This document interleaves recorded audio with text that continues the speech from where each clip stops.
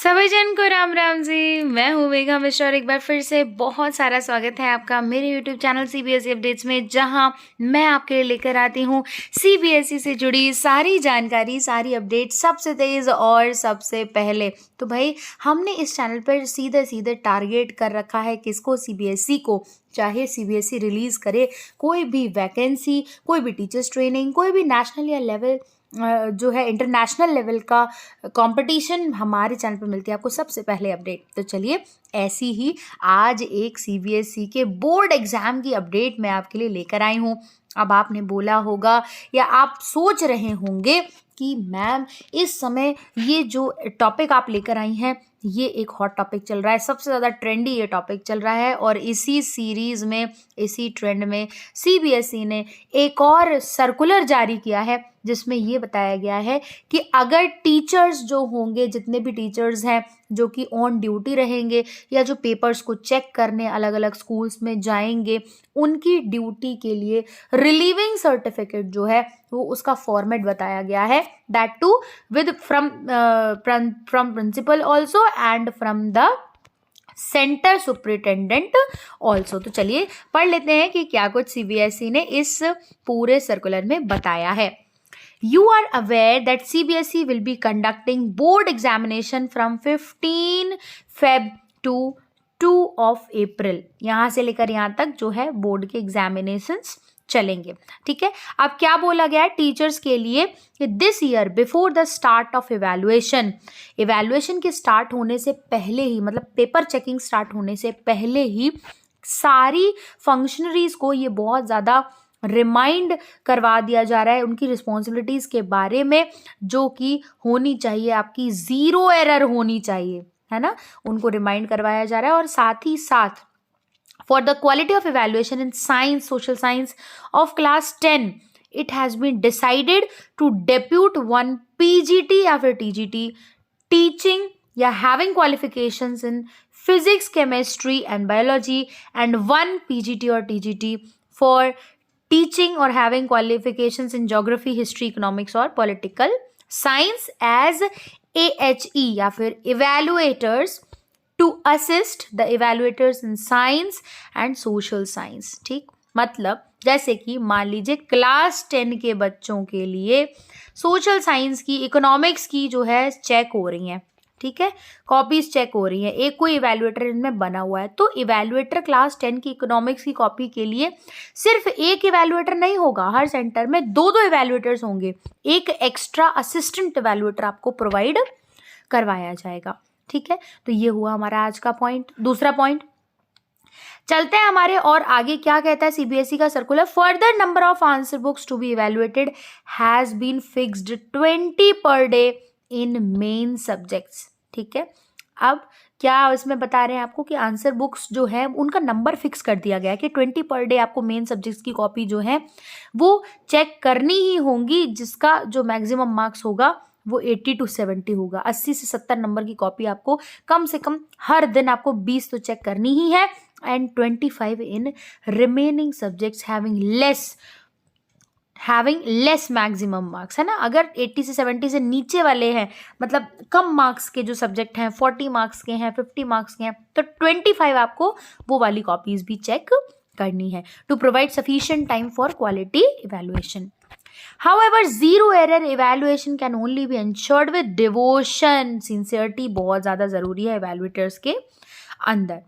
ठीक है, और क्या बताया गया है आपको? बोला गया है कि further for capacity building of evaluators, not only guidelines for each functionary involved in evaluation has been developed, but many capacity building programs are proposed to be conducted, है ना।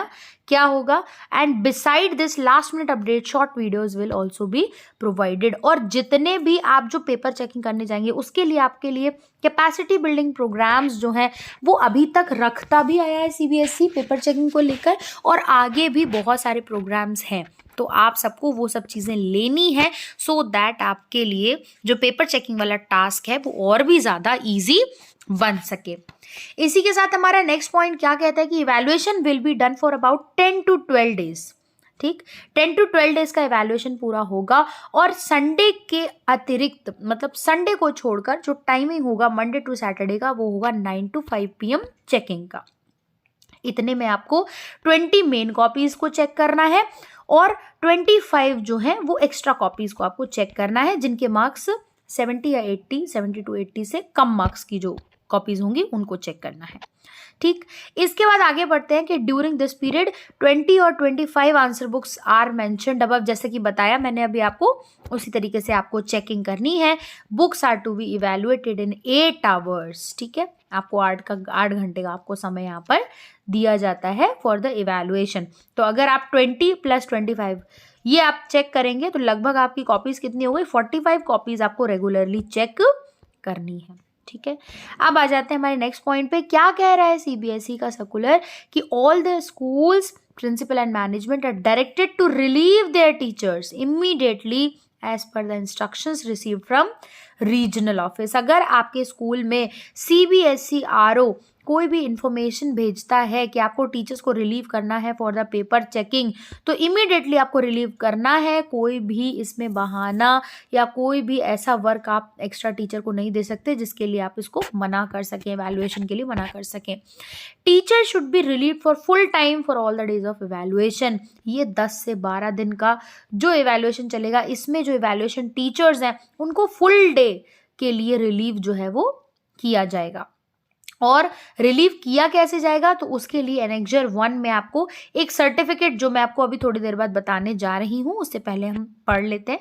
इसके बाद क्या, ये तो हो गया भाई कि भाई प्रिंसिपल को अगर टीचर्स को क्या करना है, रिलीव करना है, टीचर्स को चेकिंग के लिए रिलीव करना है, तो प्रिंसिपल एक अपने स्कूल से एक रिलीविंग सर्टिफिकेट जो है वो टीचर को देगी। टीचर जाकर तभी रिलीव होंगे और अपनी चेकिंग के लिए आगे बढ़ेंगे। तो ये रहा प्रोसेस कि स्कूल की तरफ से कैसा होगा। पर इसके बाद जब टीचर्स को वापस आना होगा तब क्या होगा, principal will relieve their teachers with full sense of responsibility. Teacher is fully qualified and responsible of the board norms. उसको सब कुछ पता होना चाहिए, ऐसे टीचर्स को ही आपको रखना है, रिलीव करना है। Similarly relieving of teachers for evaluation will be the responsibility of principal management as soon the evaluation is over. Chief nodal supervisor will also issue relieving certificate to the teachers. जब आपकी checking खत्म हो जाती है तब क्या होंगे, जो चीफ नोडल सुपरवाइजर होंगे वो भी फिर अगेन टीचर को एक रिलीविंग सर्टिफिकेट देंगे कि हाँ भाई हमने आपकी जो एग्जामिनेशन ड्यूटी है उसको ख़त्म कर दिया है, और तब टीचर जाके अपनी दोबारा ड्यूटी पर अपने स्कूल में ज्वाइन करेंगे। तो इस तरीके से ये पूरा प्रोसेस होने वाला है। और चलिए अब देख लेते हैं कि हमारा जो फॉर्मेट है वो क्या होने वाला है। स्कूल लेटर हेड आप यहाँ पर देख सकते हैं, ये एक रिलीविंग सर्टिफिकेट है जो कि प्रिंसिपल देगा टीचर्स के लिए to go for evaluation process, है ना, जो कि प्रिंसिपल देंगे अपने अपने टीचर्स को सो दैट वो सीबीएसई की जो कॉपीज हैं उनको चेक करने जा सकें। तो देखिए ये कुछ इस तरीके से फॉर्मेट है। ओएसिस नंबर, टोटल एक्सपीरियंस, ये सब चीज़ें आपको इसमें भरनी है। Signature of the principal, name, stamp, dated place. तो ये जो है स्कूल से मिलने वाला सर्टिफिकेट है। और इसके बाद हम देख लेते हैं कि जो नोडल ऑफिसर है वो आपको कौन सा सर्टिफिकेट देगा आपके रिलीविंग के लिए कि आपने एग्जाम ड्यूटी खत्म कर दी है, तो ये वो सर्टिफिकेट है। तो ये दोनों जो सर्टिफिकेट्स हैं ये मैं आपको इसी वीडियो के डिस्क्रिप्शन बॉक्स में इसकी लिंक अटैच कर दूंगी, तो यहाँ से आप इसको डाउनलोड कर सकते हैं। और उम्मीद करती हूँ कि आपको मेरा वीडियो जो है वो पूरी तरह से समझ में अगर आया हो, पसंद आया हो, तो ज़्यादा से ज़्यादा टीचर्स के साथ ज़्यादा से ज़्यादा आप जो है अगर सीबीएसई के किसी भी जो है इवैल्यूएटर से जुड़े हुए हैं तो आप उनको भेजें। ज़्यादा से ज़्यादा सीबीएसई से कनेक्टेड जितने भी लोग हैं जो कि इवैल्यूएशन प्रोसेस में अपनी भागीदारी दे रहे हैं, तो उन सब को आप ज़्यादा से ज़्यादा शेयर करें सो दैट सबको जानकारी जो है वो टाइम पर मिल जाए और इंस्ट्रक्शंस और नॉर्म्स भी बिल्कुल क्लियर हो जाए। तो चलिए, अगर आपने मेरे चैनल को सब्सक्राइब नहीं किया तो प्लीज़ कर लीजिए, लाइक कीजिए, शेयर कीजिए, कमेंट कीजिए। मैं चलती हूँ, मिलती हूँ आपसे नेक्स्ट वीडियो में। तब तक के लिए हंसते रहिए, मुस्कुराते रहिए। राधे राधे जी।